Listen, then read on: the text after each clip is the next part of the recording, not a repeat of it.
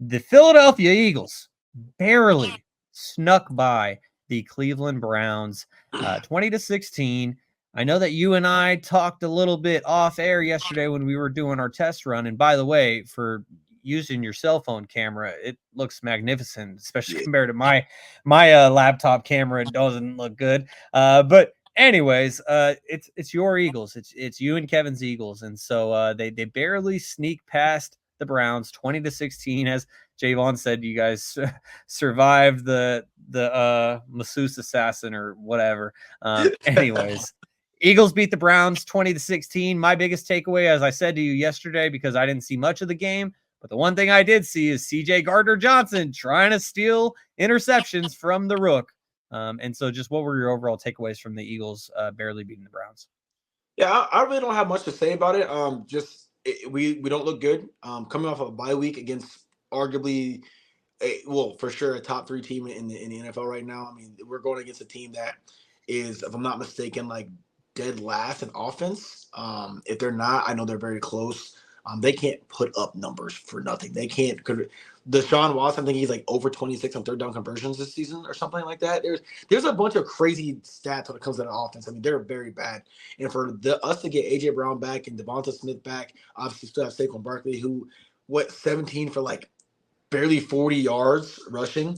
Um, and then Jalen Hurts, had a very Jalen Hurts-ish game. It's like there's no real spark from this Philadelphia Eagles team. And I'm a firm believer in the first 4 weeks of football are whack. They don't show us anything.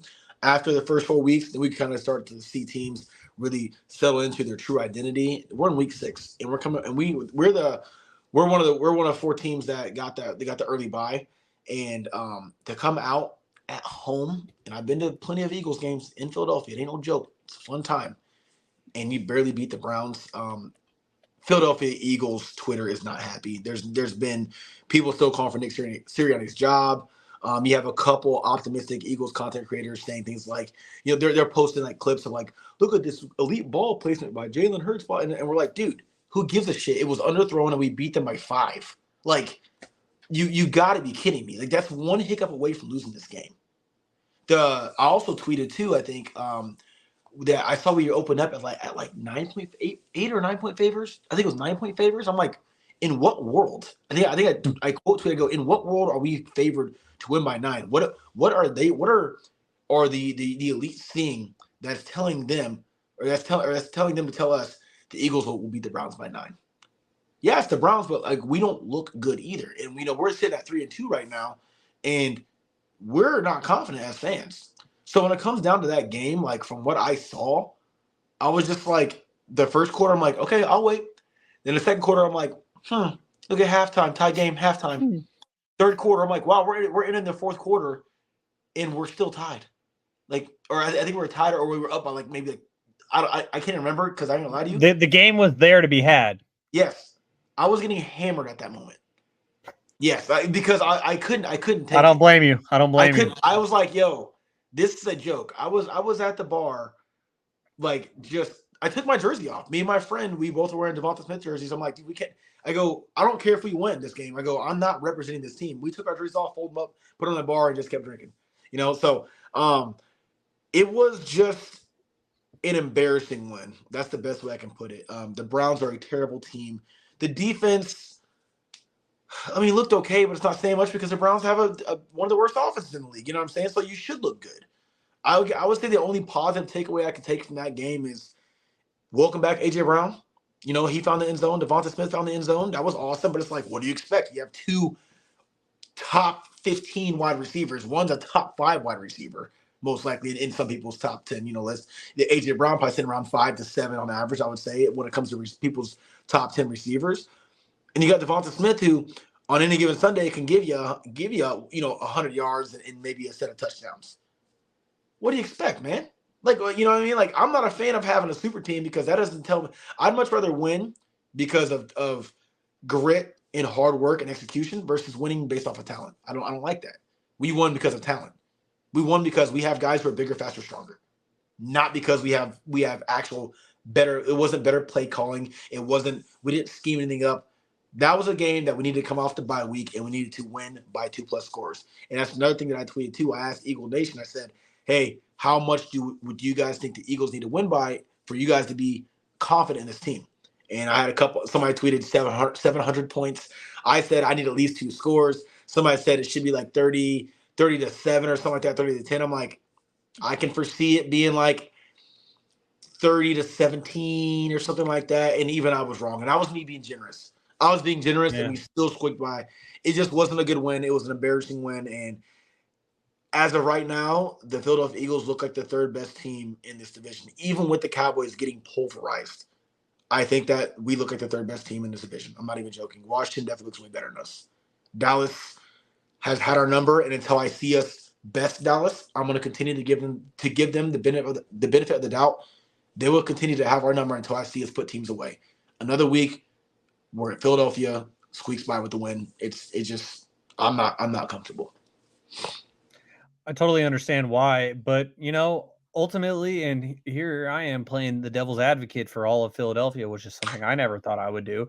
But a win is a win is a win, and so it's like it sucks, you hate it, but at least they won. That's the biggest thing. And like, imagine you described all the range of emotions that you went through, but imagine how you would feel if they actually lost to this version of Deshaun Watson and the Browns. I mean, I don't know if we would see you tonight. I mean, you likely would have still come through, I would have been here. but you might have been drunk on the podcast because it would have just continued on. One other thing I wanted to ask you, just kind of in regard to this game, is I saw Nick Sirianni going after the Philadelphia crowd, Mm-hmm. and whatever was said to him, I'm sure it's Philly. And this isn't just the case with Philly. It's everywhere. And I Yep. need to make that clear because one of my good friends, Matthew Pearson, he's a diehard Philly fan, and he absolutely hates the fact that Philly always gets bagged on as the place that, like, oh, they have the worst fans or whatever. The fans that are always bashing people happens everywhere, but it always gets magnified in Philly. And so what I wanted to ask is just like, is what's going on with Nick Sirianni? Because he obviously seems to have a little bit of fragility to where he can't take the chirping anymore. And I think I saw that he apologized for going after the fan and arguing back and forth with them about it. But I mean, Robert Saleh got fired, and I would have put Nick Sirianni higher on the cut list than Robert Saleh. And so, would you like to see Sirianni stick around? Like, I mean, this is all me asking the question just because of what happened with him in the crowd. But what do you think? Are you looking at him as a guy who's on his way out, or what's your take on that?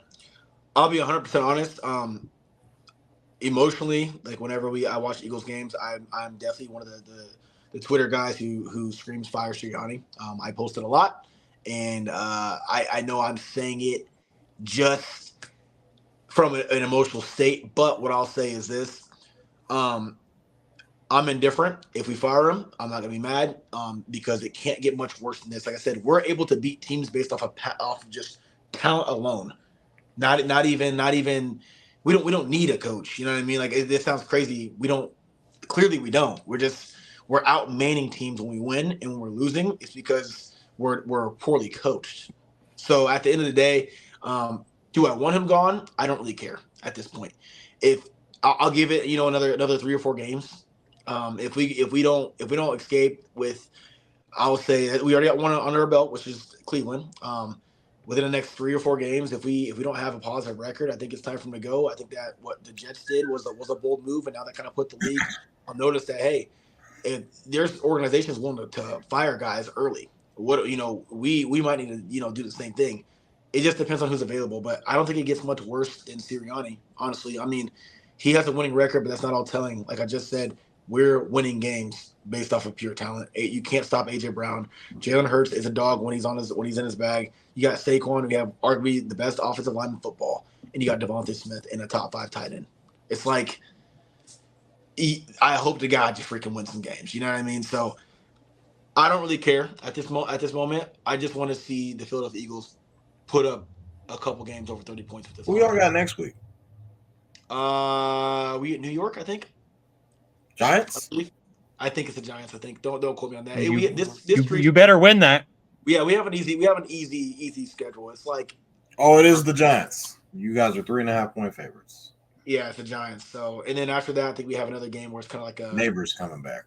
Yeah. But what I'll say, like I said, Saquon got to put up like 3 touchdowns. I'm sorry, I didn't mean to cut you off. Saquon got to put up like 3 touchdowns in that revenge game. Yeah, it's the emotions with Nick Sirianni is everywhere. It's hard when you go to school with this coach, and that was just 2 years ago. Then last year we have the plummet after starting off like 10-1 or whatever the hell we were. I can't remember, but regardless. And then now this season we're starting off weird again. It's like there's no growth. It's just weird. So it would make more sense for Nick Sirianni to go before Saleh, because Saleh and that Jets team, they're trying to figure things out. We already have a Super Bowl caliber team. We made all the moves. What more we need? What more do we got to do? What more do we need to do? I mean, let me ask you guys this as Niners fans. Do you guys think that if you took the entire Eagles roster and put them in San Fran with Shanahan, would you guys be happy with this team? Do you think that y'all ball out with AJ Brown and Devonta Smith and Saquon Barkley, that offensive line, and Jalen Hurts? I would take the offense, not the defense. No, maybe not. I'm not saying, I'm not trying to compare apples to oranges. I'm saying, like, in general, would you go, we're going to be a bad team if we do that? Or do you think that you guys figure something out? So I think that's all telling right there, because if we have the 49ers right now, I don't think we'd be as bad as you guys right now if we have the same team. And I think that if we took you guys over, I think that we still continue to struggle to score points. So that's 100% a coaching issue. Nick Sirianni, you guys are winning in spite of Nick Sirianni, is what you're saying. Yeah, I think that Nick Sirianni needs to go. I just hope that when that time comes, honestly, I don't care if we can lose every fucking game. I just think it's time for a change, because we're gonna waste arguably the best offensive Eagles football team of all time if we don't do something now. This is the best Eagles offense of all time, without a doubt. Anybody saying otherwise is living in the past. Yeah, we had McNabb, we had T.O. for a year, we had guys like Brian Westbrook and whatever. Give me Saquon all day over Brian Westbrook. I'm sorry, I get it. Philadelphia, we love them. Give me Saquon Barkley. Okay, it's nostalgia. Give me AJ Brown over anybody who's ever suited up as wide receiver in Philadelphia, even T.O. Because that was toward the end of T.O.'s career.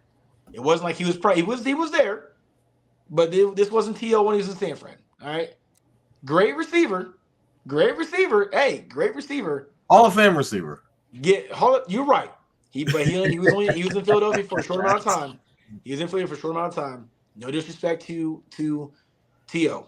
AJ Brown is the best receiver of all time when it comes to being a Philadelphia Eagle, and he's going to continue to do it every season. We're going to waste these guys' time. They're going to be on another team, in the next 3.5, 4 years, whatever their contract is, like through 2028. Okay. If we don't at least make it back to another Super Bowl, that's an issue.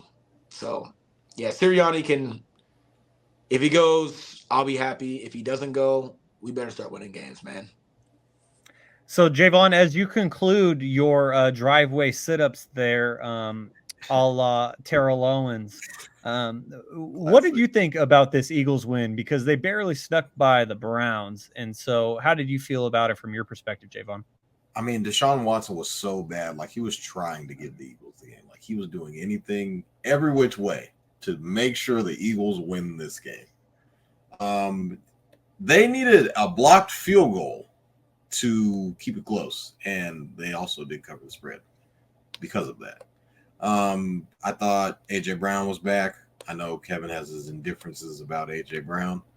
I thought he was a huge reason why they won this game. Just take AJ Brown away from this game, it could have been a field goal game. And it all worked. Damn near was a field goal game. This was Devonta Smith. He balled out. It was good to have both of their receivers back. Saquon did jack shit because he only scored 7 points of fantasy for me, and I lost to Gary by 4 points. If Saquon would have just ran for more yards, we wouldn't be in this mess. But I think the Eagles, like Kaz mentioned, he kind of literally hit the nail on the head. They're winning off of pure talent. AJ Brown is a top 5 receiver in the league. Saquon Barkley is like a top 3 running back in the league. Jalen Hurts is a top whatever quarterback. You can kind of, I don't know where he would be in there. He likes to throw picks. I don't like their defense at all, but Deshaun Watson is god awful. Kaz mentioned their schedule isn't the hardest. There's really a bright side to this, Kaz, because you look at your schedule and you look at the division, how the Cowboys look like shit. The Giants are the Giants. The Commanders, as I predicted, are better than Real most. deal. I feel like they're gonna have to worry about the Commanders because the Commanders are obviously the best in the division currently right now. But the division isn't like world beaters. I think one playoff team gets out of this division because I'm looking at the NFC North. The Packers, the Lions, the Bears, and the Vikings all have 4 or more wins. So you're looking at that division like, okay, how many teams are getting from there? And then you're looking at all the other division leaders, and it's like that division could probably have 3 to 4 playoff teams, and that's shrinking the window for other teams to have multiple playoff teams in their division. So I think whoever wins this division is going to make the playoffs. So that means that every game matters. Those head-to-heads in the division matter. Those tiebreaker games that you play that your other opponent has in your division matter. Like all those games are going to come down to, okay, we beat them, but we lost to that team that beat them. So that's going to be the other tiebreaker. So Kaz gets what I'm saying. But I mean, it's going to come down to the nitty gritty. And I feel like there's going to be games where talent is not going to be enough to win those games. You're going to need coaching to prevail you in a couple of wins, 2-3 games max, maybe. Because obviously players win the game. But you're going to need some coaching execution to help you put yourself over the top to win those games. Put your players in position to win those games. To go for it on 4th down, or to make that call to tell the guys like, hey, we need to do this, to make those halftime adjustments, et cetera, et cetera, et cetera. And I feel like Nick Sirianni is a bottom tier coach right now. Like the Browns are a team that I feel like most people can say they're one of the worst teams in the league currently right now. And it's not even just with the Browns. I mean, these are other games that you're looking at like, hey, the Bucks game, I get you didn't have all your players, but you shouldn't be getting blown out by the Bucks. I mean, it kind of comes down to you're going to have better players in most of the games that you play in. You need to come out on top of the majority of these games. And I get it. They have a really talented roster, but it's going to come down to, okay, we have better players. Can we execute and win these games to get that number 1 spot in the NFC East? Because right now, they're not in first place. The Commanders are. And I don't know when the next time they play the Commanders, I'm pretty sure it's sometime soon. They need to win those games.